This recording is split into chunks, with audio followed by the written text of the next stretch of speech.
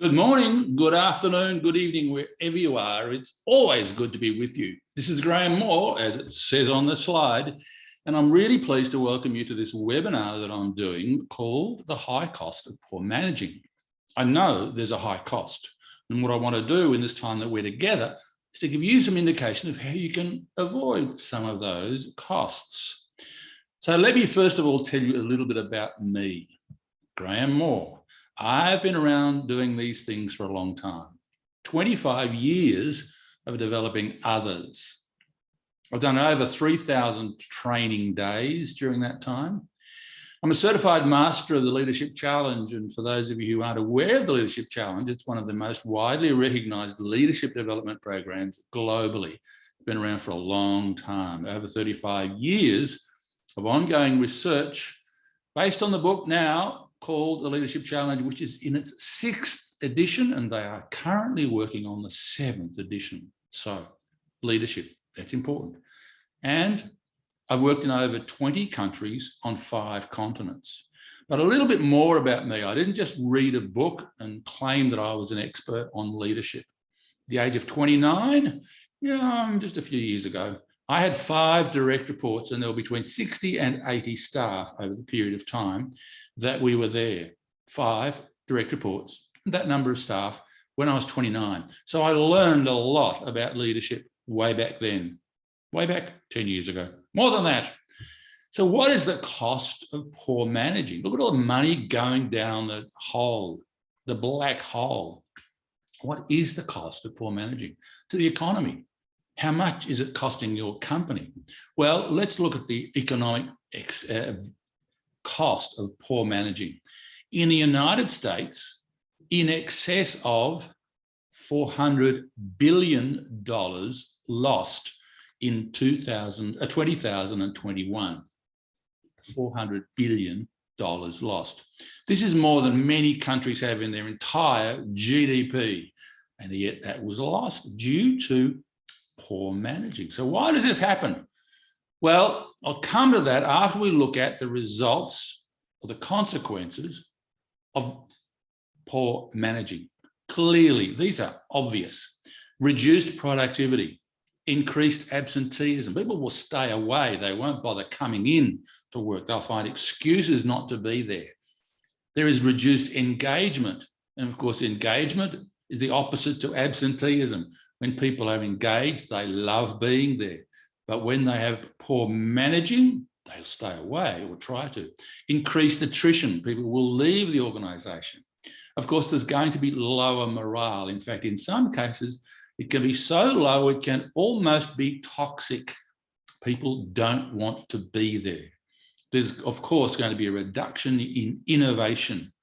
There are going to be much lower levels of collaboration. And of course, all of this leads to increased stress, not only for the team members, the staff, but for the managers and even throughout the organisation. So what are some of the causes? Well, there is usually about 6 causes I have identified in this situation.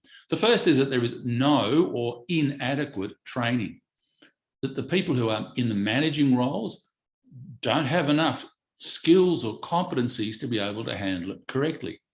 The second one is that they're simply not prepared for the role. That's also related to training, but they don't have an attitude often to be able to manage staff. Here's a big one. Number 3, I think that the problems often arise because they have learned their managing competencies or not learned them from their previous manager. If they've been with a previous manager for even a year or 2 years, sometimes longer, and the previous manager has had poor skills as a manager, the people are going to around them believe that that's the only way to do it. They're not going to learn the positive things that they should be learning to be a good manager. Number 4 is that they don't have sufficient understanding of the role and what they're required to do. Of course, this gets back to the first one, which is they just don't have enough training so they understand what is required of them in the role. Number 5 is a big one, recruitment failure. I'm going to come to that in a moment, but recruit the people for this role who don't have the skills and are not likely to be able to get those skills unless they're given significant training. Recruitment failure.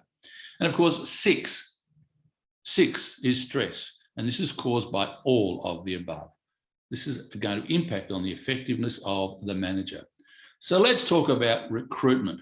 The Gallup organisation says that companies fail to choose the candidate with the right talent for the job 82% of the time.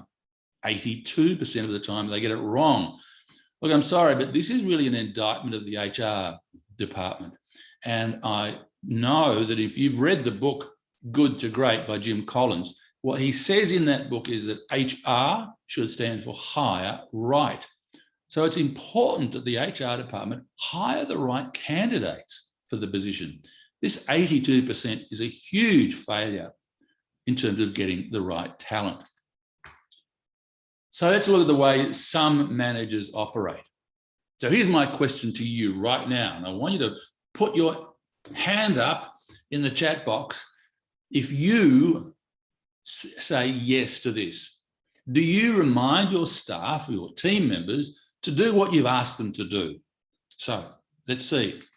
Every time I ask that in my workshops, I get about 90% of the people putting their hands up. Yes, I remind my staff to do what they've got to do. Here's the deal. You're not paid to remind your staff. No, you're not. I'm yet to see the position description or the job description, which says at point number 15 or 19 or wherever, and remind your staff to do what they are paid to do. Remind your staff to do what you've already asked them to do. This is wasting your time.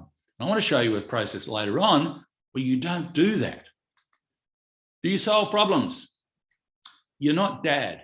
Some managers believe that their two main functions as a manager is to remind the staff to do their work. It's not. And the second one, to solve their problems. I am the world's greatest problem solver. You must come to me. That is my job. No, not so. Your job is to help them, enable them to solve the problems, maybe with a little bit of your guidance, but a little bit of something else, which I'll come to later. You're not the problem solver. That, again, is not specifically set out in position descriptions. So is there a training gap? Should we focus on developing skills for the required processes? Well, that's one way. And I do believe that there is a training gap. Maybe.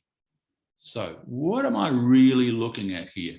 What do I think it should be? What's the solution? Is it a robust training process? Is it ongoing coaching? Or is it mentoring? Well, yes, all of those apply. All of those, but with one extra element. I want you to focus in a different way. I want you to change the focus from managing to leading. When we change the semantics, we change the word that we use, it actually affects our thinking.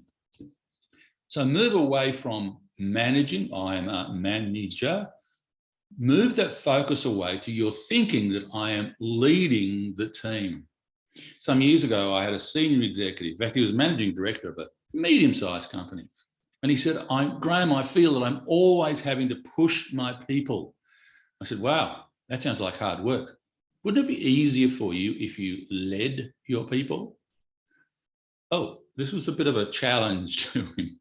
Oh, yeah, maybe. Yes, it is. If you're leading your people, it is going to be easier for you. I actually believe, and I hope that I'm right, everything that I look at and everything I read and everything I'm aware of, want to talk to others, the more you lead and the less you manage, less stress you have in your life. I believe that stress is what managers have. Leaders don't have that. When you're effectively leading, there will be less stress in your life and there will be better results, guaranteed. So let's take this a little bit further. Leadership requires deliberate practice. Deliberate. You've got to practice it, and it's got to be deliberate. Leadership is a choice, and an aspiration. You choose. You want to be a leader? You choose. It's an aspiration. It's going up higher. Now, when we just staying with this point about choice, I'm surprised that still every little while when I've got a group of people that someone challenges me on that and say, no, you've got to be born that way. Well, let me deal with this right now. Everybody is born. If you want to be an airline pilot, you've got to be born. If you want to be an accountant, you've got to be born. You want to be a leader, you have to be born first. And then it is a choice that you make to become a leader. You choose and you become a leader. You learn. That's how you become a leader. Leadership is everyone's business. Now, I often have people write to me and say, or even in webinars like this, people say, but Graham, my manager is not a very good leader at all. How can I change him? And I say, well, here's my suggestion. Leadership is everyone's business. So the more you demonstrate leadership, skills and competencies, the more others around you will enjoy working with you and get great results. And your manager will be thinking, what is this person doing that's different? So you model the way you are presenting yourself as a leader. It's everyone's business, regardless of the level in the organization that you are at. It's your business to become a leader. Leadership is self-development. It's personal development. The more you develop as a leader, the more you develop as an individual. Your personal level of leadership changes positively. Leadership is an ongoing process. You keep learning. You keep doing things that are related to leadership. You keep doing this ongoing. You don't just say, well, I think I'm okay, I've done enough. No, you keep going. Leadership is a relationship. And this is one of the more powerful aspects of these points that I've mentioned. Leaders shouldn't be sitting in their office. They're not leaders. Leaders should be out talking to their people. I say that leaders should do every day what I call the leadership walk. Go out, go around, talk to the people you are working with, talk to your staff. Actually, it's more listening than talking to them. It's encouraging them to talk. Get to know them. Develop a relationship. The more you develop the relationship, the more you build on that, the more you build trust, the more they will want to go with you to climb the top of the mountain. The more you have a relationship with them, personal relationship. You can't just ignore people and expect that they are numbers that are going to do the job. You know, here's a simple example. Some years ago, two gentlemen running a smallish company said, we're having trouble engaging our staff. Oh, really? We tell them all about our plans. We tell them where we're going. We paint the vision of where we're going. And they don't seem to be engaged. So a little bit later, I was with one of those gentlemen, one-to-one. He was the CFO of the organization. And I said, I want you to tell me what happens when you come into the office in the morning. Describe what happens when you walk through the office door into where you're going to work. So, well, I've got my briefcase with me and I walk in and I walk past the staff and I go to my office and I open things up and start working. So I want you to change something from tomorrow. When you walk in the morning, I want you to say, hi, good morning. Hi, how are you? I want you to communicate with them as you are arriving and walking in the door to go to your office. When I saw him a little bit later after that, he said, wow, I don't believe the difference. How simple is it to develop a relationship with the staff by even saying good morning to them? And there's something else that I want you to do simply, which is about relationship also. I'll share that with you in a little while. And finally, of these statements here, leadership is learned. It's related to the first one. Leadership is a choice. You decide you're going to be a leader. You then learn, and you learn every day. I speak to leaders who say, I learn from my people every day. It's not just a one-off. You don't say, I did a leadership program 5 years ago, I'm a leader.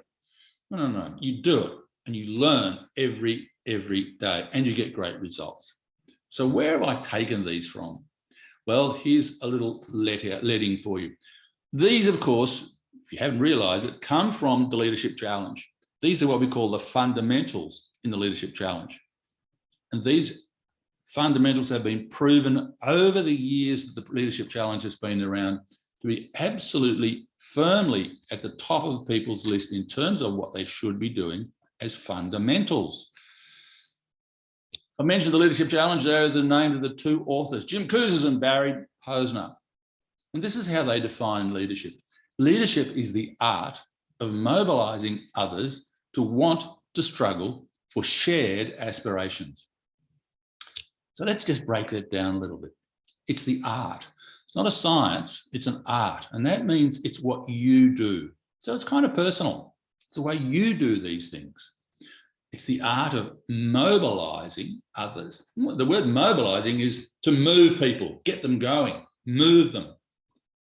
The art of moving others to want, not because you tell them, not because you yell at them, not because you suggest punitive action if they don't, but they want to struggle for what?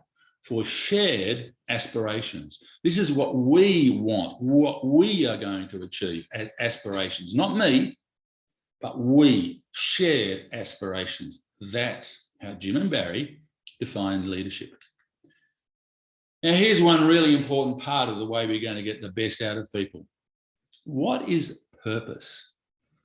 The more people understand their purpose, the more they're going to be engaged, the more they're going to be doing things which are delivering great results for the organisation. Now, a colleague of mine in the United States is a certified master, works in what they used to call the, well, it was Detroit, quite simply, where the automotive industry is based. And he said, Graham, I used to work with a client who manufactured fire trucks and ambulances. There's about 3,000 staff working in all sorts of areas of this organisation, right from the production line to the accounts department to procurement, HR, whatever. And he said, every one of those people know when they're going home or on the weekend, when they're away from the office or at night, whatever, when they hear the sound of a fire engine or an ambulance siren, they know that they have helped save a life because of the work that they do. Their purpose is to save lives by what they're doing every day. But I'm in accounts. Yep. Let me give you another example about someone who says they're in accounts. And when I'm doing a workshop and I ask people, what role do you have in the organisation? And if someone, for instance, just to give you an example, someone says, oh, I just work in accounts. Notice they say, I just work in accounts. So what are you doing in accounts? What's your purpose? Oh, I'm just the accounts receivable person. I just work in accounts. No. I say you don't just work in accounts. What you do, accounts or finance, I don't mind what you call it, the same applies. What you do contributes to the information that the board will have to make decisions about the future of the organisation. Oh, really? Yes. What you do, they use to help make decisions. So what's your purpose? I didn't realise that. Oh my gosh. So encourage people to talk about what the purpose is. And when people understand what their purpose is, they come to work with a greater sense of determination and commitment because there's a purpose in what they are doing. And I know if I go to, let's say, the ER part of a hospital, the emergency ward of a hospital, and if I say to a doctor or a nurse there, what's your purpose? Obvious. My purpose is to save lives. Yep, good. They understand their purpose. I want you to think about what your purpose is specifically and help the team that you're leading understand their purpose to increase their commitment to what they're required to do. So what do leaders do? Well, here are some important points that I want to share with you if you didn't realise this. Leaders live their values. Yes, that's right. They live their values. Now, firstly, they need to understand what their values are. Many people don't really have an understanding of that. And if I ask people what their values are, They might give me one or two or three that come to mind. But in the workshop, I give them a list of values and I say, well, choose your top values, your top 6 values out of that list. And for some people, it's the first time they've ever considered this. And they'll quick, oh, actually, yes. Oh, no, that's okay. They need to understand their values. Just about 4 years ago, I was working with a CHRO of a bank. There we go. And I said, tell me what your values are. And he listed some, and one of those was, I'm a team player. I believe in the team and working with the team. I said, okay, good. A little bit later, I said, how would you describe your leadership style? And he said, oh, very directive. Ding, very directive and team player? I don't think so. There's a bit of a conflict there. Look, I've got a lot of examples of people having problems if they don't live their values. So here's an example. Some years ago, because I live in Dubai, I was working with a gentleman who was a local man, Emirati, who had a senior position in the finance department of a large government organisation. And he said to me, Graham, I've been offered another job outside the organisation. I said, oh, great, that's good. He said, yeah, the money's good and the work will be great for my career. Okay. He then said, but I can't take the job. Really? Why can't you take the job? So why do you think he couldn't take the job? Everything was positive. When I ask this question in workshops, people say, oh, well, because he had to drive a long way to get there. No, that's not the reason. Oh, because he didn't want to leave the job that he had. Not the reason. Remember, I said the money was good, the career opportunities were very good. No, the organisation that he'd been offered the job with was dealing in a product which was against his Muslim values. Nothing wrong with what the product was for other people, but it's against the Muslim values. One of the components of what the organisation was selling, one of the products, was alcohol. And it was against his values to work in that situation. So I've had a similar situation where someone asked me to work with an organisation a few years ago, and what that organisation was producing was a little bit against my values. Now, I didn't want to support them to be better at what they're doing when I kind of had a fundamental difference in my values about what they were producing and selling. So understand your values, understand the values of your team as well. Leaders have a vision. They know where they are going, not just them. This is about the vision for people overall. Where are we going? It's important that leaders share that vision and talk about a bright and happy future. Productivity is going to increase. It's going to be better for all of us. Look at what we're all going to achieve. Be specific about what is going to happen. And I think particularly during the time of the pandemic, that's a critical aspect for leaders, because for so many people during the pandemic, it was a time of confusion, uncertainty.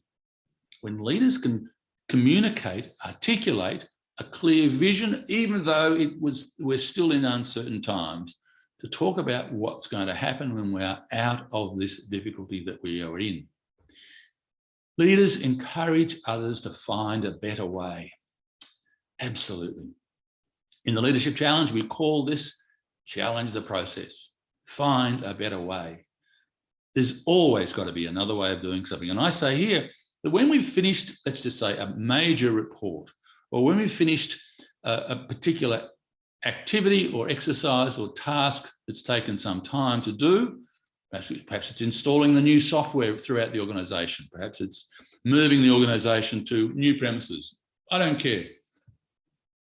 I want you as a leader to ask everybody in the team, if we were to do it again tomorrow, what would we do differently? If we were to do it again, how can we improve what we've just done? Leaders always looking for better ways to do things. This is not saying we did a terrible job, we've got to make it better next time. Not at all. It's acknowledging the good things that we've just done, but always saying there's got to be a better way. It's also about encouraging people to talk about their mistakes, because when people make mistakes, they learn. When they share with others, others learn as well. So encourage people to find a better way. Leaders empower others. And I touched on this a little bit earlier when I talked about how we should be lifting people up and not telling them what to do. Empower others. When you empower others, in the Leadership Challenge, we call this enable others to act. What happens? Well, here's the point. What happens is that those people who you empower will perform likely better than they thought they would perform and better than you might have thought that they could perform. It's going to make life a whole lot easier for you. So often managers will say, no, that's too hard. I need to do that. You can't do it. No. Leaders empower and encourage others. And leaders encourage and recognise when things are done really well. Mother Teresa says there is more hunger in this world for love and appreciation than there is for bread. And what was she doing? Well, apart from running hospitals and educating people in Calcutta, she was also feeding the poor. And yet there is more hunger for love and appreciation. Show your appreciation. Easy done. Here's a little secret that I reveal at this stage. How many people do you think, on a percentage basis, perform at their best when they are encouraged? How many? 60%? 75%? Well, in the research that we do, the figure is 98% of people say they perform at their best when they are given encouragement. Why wouldn't you do it? How hard is it? This encouragement is therefore going to get great results for them. So what is one action which people will say will have them performing at their best? Is it career progression? Is it a bonus and financial incentive, recognition and encouragement, individual encouragement by their manager? All of those, but as I've just made the point very firmly, it is recognition and encouragement. You haven't got to give them financial incentive to get them working harder. Yes, that might help a little bit. Giving them an understanding about their career development, that's going to help. Individual coaching will, sure, but recognition is the one that beats all of them every time, and it's not hard to do. Recognition which is meaningful and genuine. It's got to be meaningful. It's got to be genuine. It's got to come from the heart. Do this often, not just, oh, once a week I do that with someone. No. Do it meaningfully and often. People will change. They'll know that they are being recognised for the good work that they do. Years ago, I was coaching a manager who said, with every team meeting, I find someone in the meeting beforehand, and I put it on my agenda, to recognise the good things that they've done since our last meeting. Now, I will say to people, as I said to her, do you think that's a good thing? Oh, yeah, but I'm recognising someone. Well, a little bit of caution here, because if it becomes an agenda item number 6 on the agenda, recognise someone, who will it be this week? Oh my gosh. I haven't recognised Ali for a long time. Okay, Ali today. No. It's got to be meaningful and genuine and not simply an agenda item. Sometimes you might have not got someone to put there, and that's okay. People will say, oh, we need to perform harder. When people know that they're going to be recognised, they will know that this is a culture that gives them an opportunity to perform better, because people like to be told they've done a good job, genuinely, from the heart. Here's a simple one. It really is so simple. Just say thank you more often. I had a woman say to me just a couple of years ago, every time, at the end of every day when she left the office, her manager would say, thank you for everything you did today. Is it hard for the manager to say that? No, it's not. You might think, well, that becomes a bit boring and a bit predictable. This woman said it genuinely meant something to her for her manager to say this. And another manager that I work with says, yes, I do that as well. I thank people for everything that they've done today, so that they know that they are valued. They're not just someone doing the job, doing the task. They are valued for what they do. So what can we do to help people, managers like you, avoid these difficulties of cost for poor managing? Well, here it is. It's called Leading and Managing for Transformational Business Results. And what is that? It's a workshop. It's my workshop, Leading and Managing for Transformational Business Results. It's helping managers everywhere get fantastic results. So yeah, well, what are we going to do? Well, in this 2-day virtual course, here's some of what we'll cover. I'm going to show you how to build engagement positively for everyone. Engagement is absolutely critical so that you're going to get more productivity, you're going to get more engagement, of course, you're going to get more involvement. People will love being there. People will not want to leave because they are engaged. You're going to build a culture of innovation. This is building with a focus to the future, where people will be looking to do things a different way, to improve, to change processes. You know, this might sound like a bit of a cliche, but there was an example about 4 years ago where a gentleman who was managing certain areas in the organisation, and he spent a number of days each month preparing reports. And one particular report that he prepared would take him 1 full day to prepare this particular report to give to his manager, who then passed it up to the general manager. Had to do it every month, 1 full day. He'd been doing this for quite a while. And then he said to his manager, got a question. This particular report, do we really need to do that? And his manager said, oh, I don't know. Let me ask the general manager. And the general manager's response was, no, we haven't needed that for 18 months. So for 18 months, this gentleman that I've identified would spend a full day writing a report for which there was no use. Is this an isolated case? No, it's not. Simply ask, do we need to have this? Challenge the processes, challenge what's happening. Let's look and have a culture where we're looking to find better ways of doing things.